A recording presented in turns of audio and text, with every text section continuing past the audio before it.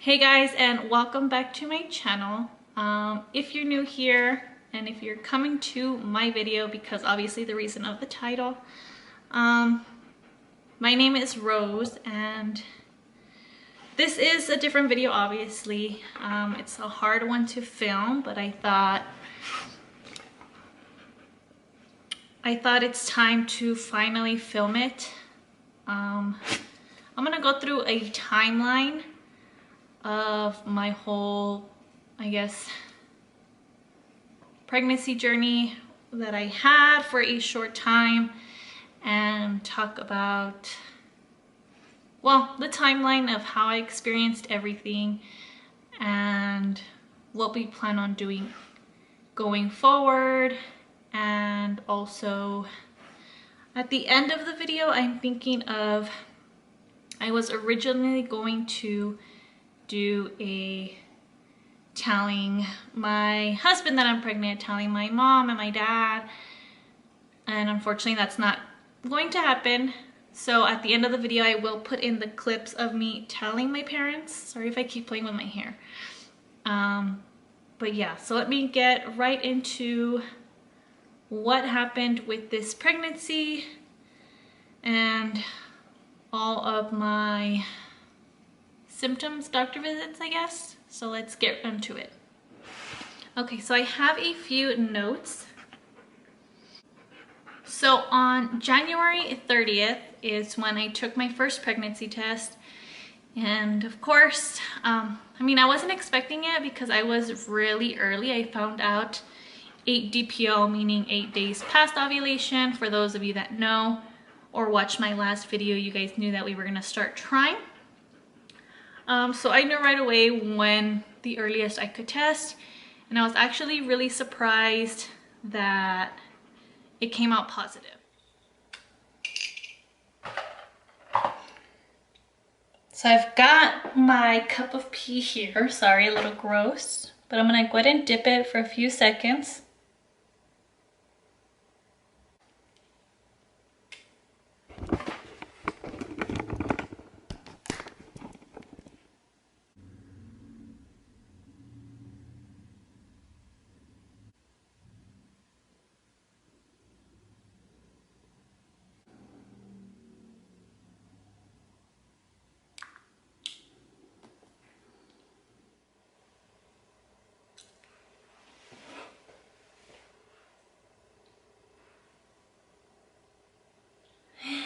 So I never ever in the past have gotten a faint line. Oh my god, I'm shaking.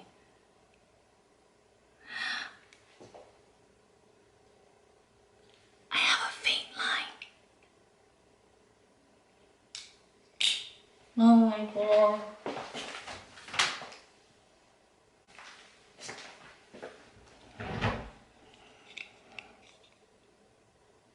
I don't know if you can see through the camera.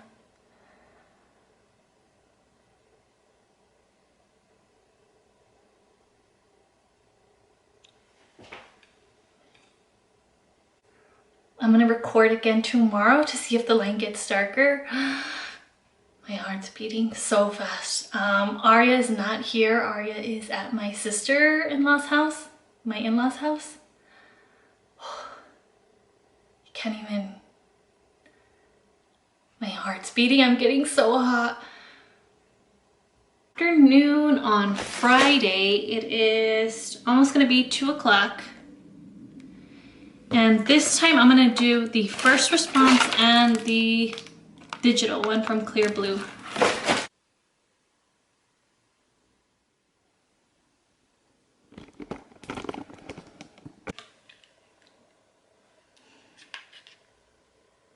So that definitely makes me feel a lot better. This one is still pretty faint. Sorry, I'm shaky.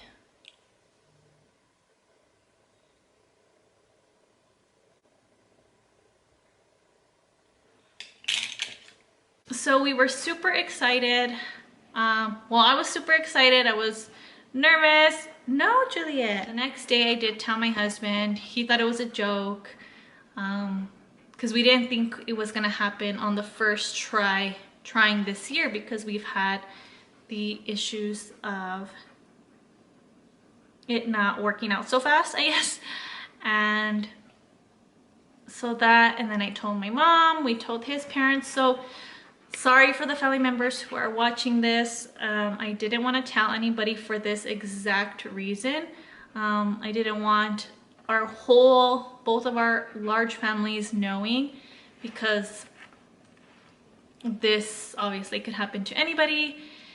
So the next thing that happened was on February 11th was the first time that I had bleeding. A little TMI for this video, so sorry about that. So I was in the kitchen. I was just talking to my mom on the phone, and I was standing up, and then all of a sudden I felt like a gush, and I freaked out. I went to the restroom, and sure enough, I had heavy, like period-like bleeding. So right away we took Arya to my mother-in-law's house.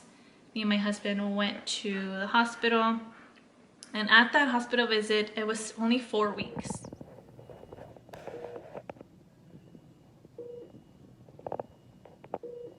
So all they could see was a sac. So they're like, we're gonna call this a threatened miscarriage. There's really not much else they can do. It's still early. So they're like, just follow up with your doctor. So 2 weeks past that, I did go to my doctor's appointment. No, I think it was only a week. Sorry, it was 1 week after that, or a few days, and they did the ultrasound, and it was just once again just a sac. So like, it's still too early, and I understood that. I was only technically 5 weeks. So that goes by, and then on February 23rd is when I had some light spotting, but I was so traumatized from the first time that I was like, no, we're going to the hospital again. So we went that night, and we weren't expecting this news. So they did the ultrasound right away. They took me, but they weren't at the hospital. They're not allowed to show you the screen. So I did the first ultrasound. I went back to the room, and then maybe about an hour later, they're like, oh, they want you to do a second ultrasound, but this time they want your bladder to be full. I'm like, okay. I was a little bit freaked out, but then I asked the nurse, I'm like, well, what were the results from the first test? Oh, there's a plane. What were the results from the first ultrasound? They're like, well, they saw the baby, they saw the heartbeat, 150 beats per minute. But yeah, they saw something else, and they want to do another ultrasound. So I'm like, I wonder what they found. So I go back, it was the same girl, and she goes, oh, okay, so did they tell you the results? Then at that point, she was able to talk to me and then show me the screen. So she goes, so the doctor saw another sac. No, sorry. She was like, do twins run in your family? And I said, yes. She goes, well, and then she showed me the screen. She's like, because I'm showing 2 sacs, but it's still early. One of them was the baby, well, what they call the yolk sac, and then a fetal pole, meaning the baby, and that had a heartbeat of 150 beats per minute. So I was happy about that. And she goes, the other one is just a yolk sac, no fetal pole, but it could still be early because twins sometimes develop behind. One is behind the other. So I was kind of relieved finally, just for a little while. I was like, okay, there's finally a baby. There's finally a really strong heartbeat. So we finally kind of calmed our nerves. We're like, even if the second baby or the other one doesn't develop, it's okay, we have one. So that's what we were thinking. So 2 days after that, I had already had a scheduled appointment. So I went to my regular doctor. They did another ultrasound, but at this appointment, so I told the girl, okay, I went, the heartbeat was 150, and she's like, are you sure? And I was like, well, yeah, that's what they told me.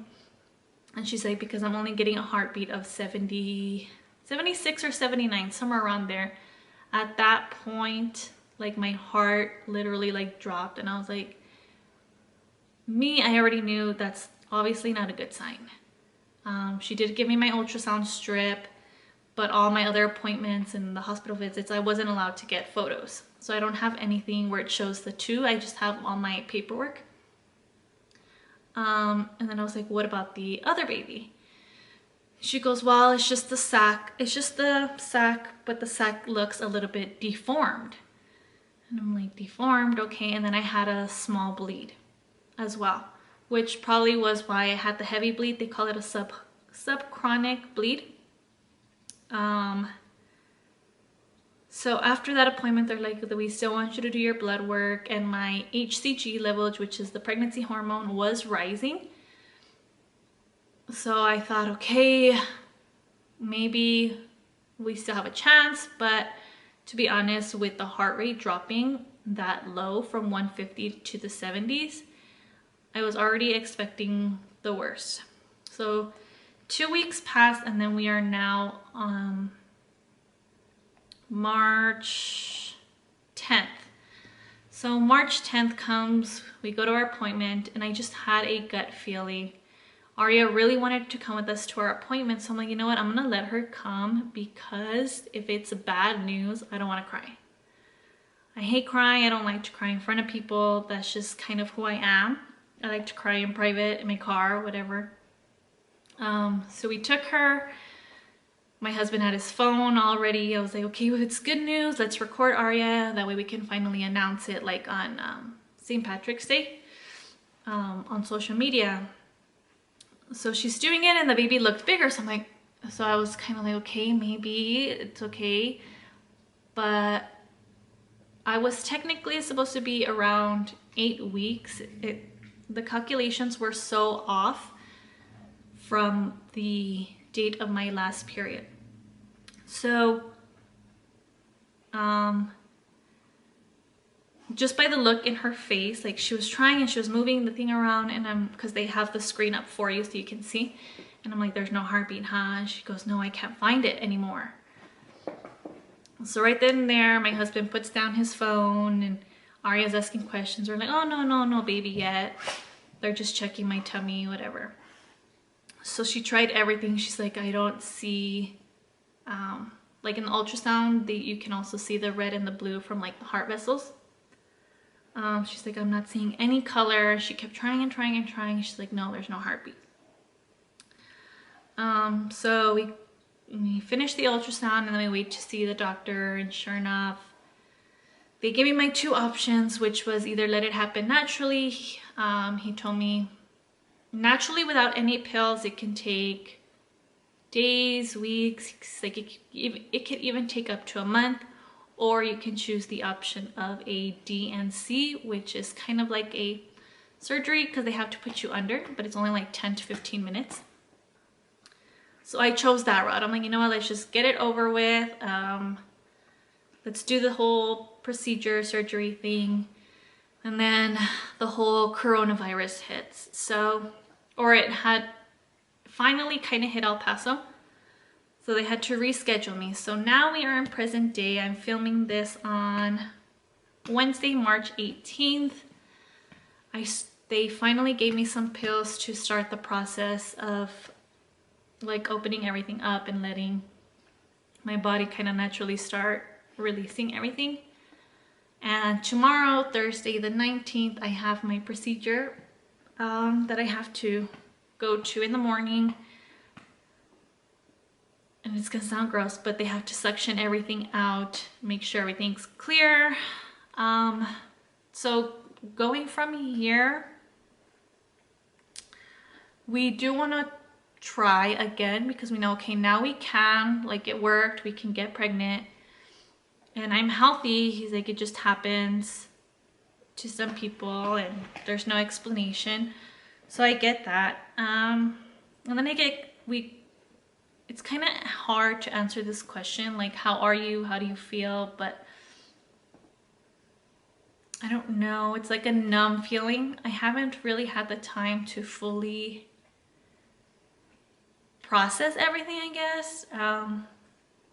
I've gotten like watery eyes here and there, but I don't allow myself which is bad, but we're all different. Arya's on vacation with my mom camping, so this week was good to kind of be by myself. My husband already had too many PDOs because of everything that was going on. Juliet. Sorry, you can hear Juliet playing with her toy. But yeah, once again, sorry to the family that we didn't tell, but that was the reason why. Going forward, we would do the same thing. If we found out, I think I would. I don't know if I would tell my mom or immediate family until we are past the 13 weeks and all that. But yeah, so I don't know what else to say. This sucks, and I don't wish this on anyone. It's been hard because everyone's been posting their, like, literally, I'm not kidding you, I have seen over 8 pregnancy announcements from February and March, and it just hurts every time. I'm like, oh, another one, another girl, another girl. And that was supposed to be me. I was gonna announce it on St. Patrick's Day, and we couldn't. But yeah, I guess just time to move forward, go through all this. My voice is getting shaky.